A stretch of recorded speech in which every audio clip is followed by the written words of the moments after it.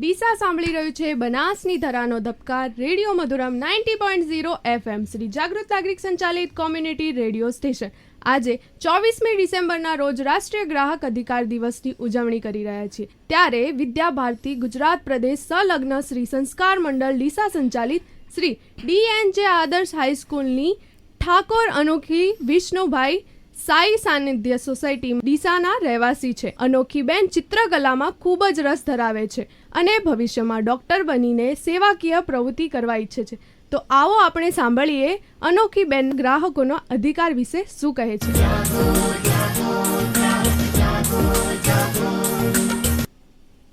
ગ્રાહકની સુરક્ષા અંગે જાગૃતતા ફેલાવવા માટે સમગ્ર વિશ્વમાં દર વર્ષે 24 ડિસેમ્બરના રોજ વિશ્વ ગ્રાહક અધિકાર દિવસની ઉજવણી કરવામાં આવે છે. વિશ્વ ગ્રાહક અધિકાર દિવસની શરૂઆત વર્ષ 1983માં કન્ઝ્યુમર ઇન્ટરનેશનલ નામની સંસ્થા દ્વારા કરવામાં આવી હતી. સૌપ્રથમ રાલ્ફ નાડર દ્વારા USA માત્ર ગ્રાહકની ચળવળની શરૂઆત કરવામાં આવી હતી, જેના પરિણામે 24 ડિસેમ્બર 1962ના રોજ USAના પ્રમુખ જ્હોન કેનેડી દ્વારા ગ્રાહક સુરક્ષા બિલ પસાર કર્યું હતું.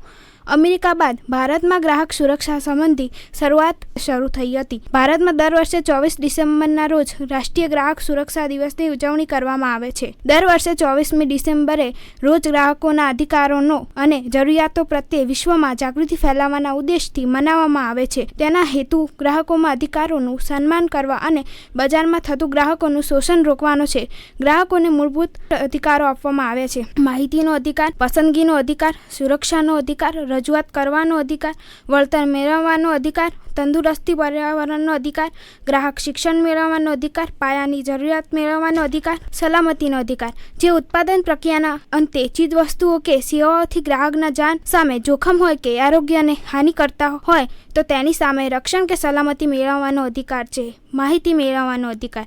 ગ્રાહકને મોલ અને સેવાની ગુણવત્તા, જથ્થો, ક્ષમતા, શુદ્ધતા, ધોરણ, વપરાશ, કિંમત વગેરે બાબતોની જાણકારી હોવી જોઈએ, જેથી તે બજારમાં વેપારીઓની ગેરરીતિથી કે ભ્રષ્ટ રીતિ રિસમોથી બચી શકે. પસંદગી કરવાનો અધિકાર. વૈવિધ્યપૂર્ણ અને અસંખ્ય વસ્તુઓ, હરીફાઈના ભાવે ગુણવત્તા ધરાવતી વસ્તુઓથી મહત્તમ લાભ મળે તે રીતે પોતાની પસંદગીની વસ્તુ ખરીદવાનો ગ્રાહક અધિકાર છે. ખૂબ જ સરસ. તમારો ખૂબ ખૂબ આભાર અનોખીબેન.